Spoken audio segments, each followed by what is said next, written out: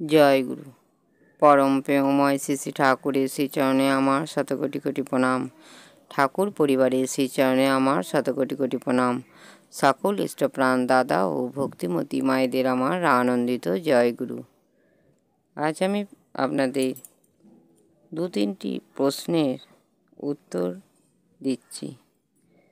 পুরুষের মধ্যে এত বিচ্ছেদ কেন? পুরুষরা যা যা করতে পারে, নারীরা তা তা করতে পারে না কেন? সংসারে পুরুষরা নারীদের মানতে বাধ্য থাকবে কেন? এই সকল প্রশ্নের মূল্য আজকের সময়ে অতিমাত্রায় অধিক। সমাজে এখন নারী পুরোহিতের রমরমা বাজার। সোশ্যাল সাইটে ছবির ছড়াছড়ি, কাঁচকলারূপী লাইকের ধুম।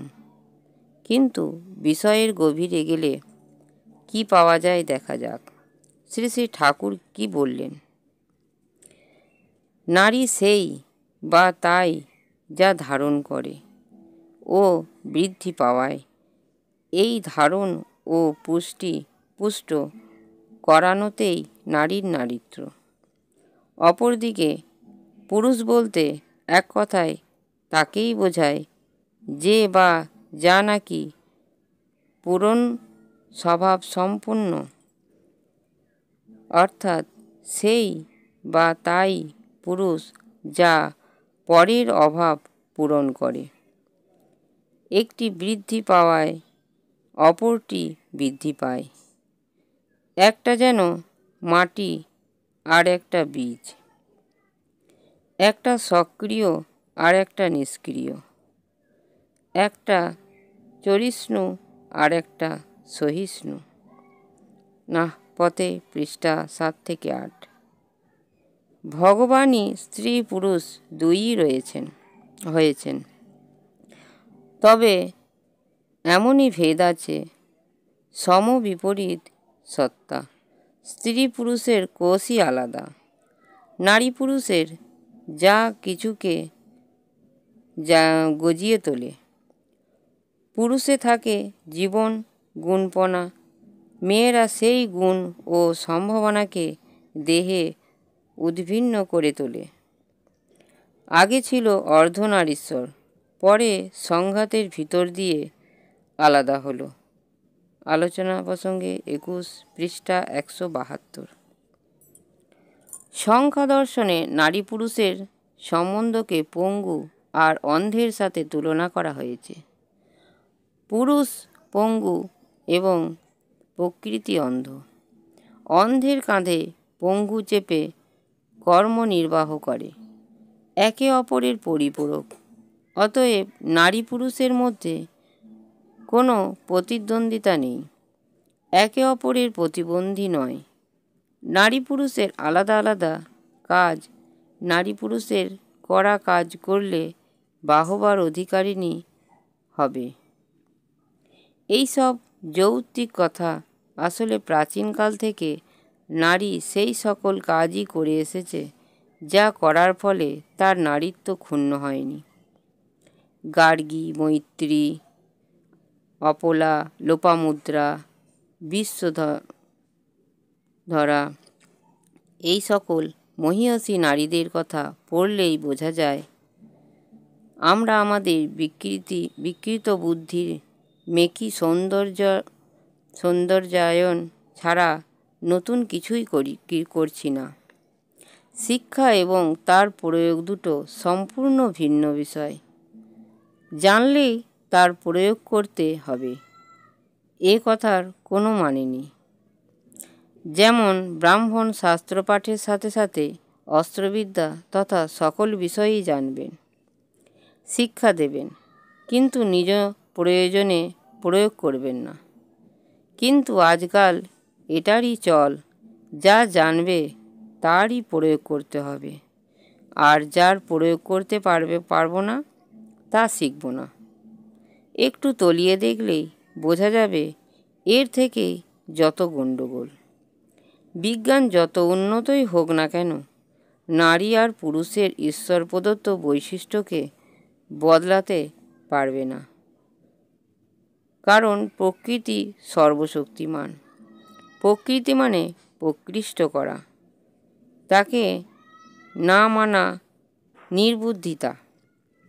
কর্মের ফলে মানুষের ঝোঁক সৃষ্টি হয়, ঝোঁক অনুযায়ী সে আবার কর্ম নির্বাচন করে, অর্থাৎ মানুষের পূর্বকর্ম তাকে অনেকখানি পরিচালিত করে। যদিও কর্মের মোড় ফিরিয়ে দেওয়ার ক্ষমতা মানুষের আছে, কিন্তু সেই ইচ্ছা শ্রদ্ধার ওপর দাঁড়ালে তবেই পরম মঙ্গল হয়। নারীরা অত্যাচারিত, তার দায় নারী পুরুষ উভয়েই। তুমি অধম বলিয়া আমি উত্তম হইব না কেন? এই বাস্তব বোধ জীবনকে সঠিক পথের সন্ধান দিতে পারে অনেকখানি। স্বাধীনতার প্রকৃত অর্থ না জেনে স্বাধীনতার জন্য লালায়িত হলে তা মঙ্গলকাঙ্ক্ষা নয়। ঠাকুরের কথায় সহযোগী, পারস্পরিক নির্ভরশীল, সেবাপ্রবণ জীবনগতিই হচ্ছে স্বাধীনতা। আর নারীর স্বাধীনতা তার বৈশিষ্ট্যে, অর্থাৎ তার এই বৈশিষ্ট্য লালুলায়িত হয়ে ওঠে, আর তার মুক্তি এরই সার্থকায়। নাহপতে, পৃষ্ঠা 11। আজ স্বাধীনতা মানে স্বেচ্ছাচার, অন্যকে হেয় করে নিজেকে শ্রেষ্ঠ দেখাবার অপচেষ্টা।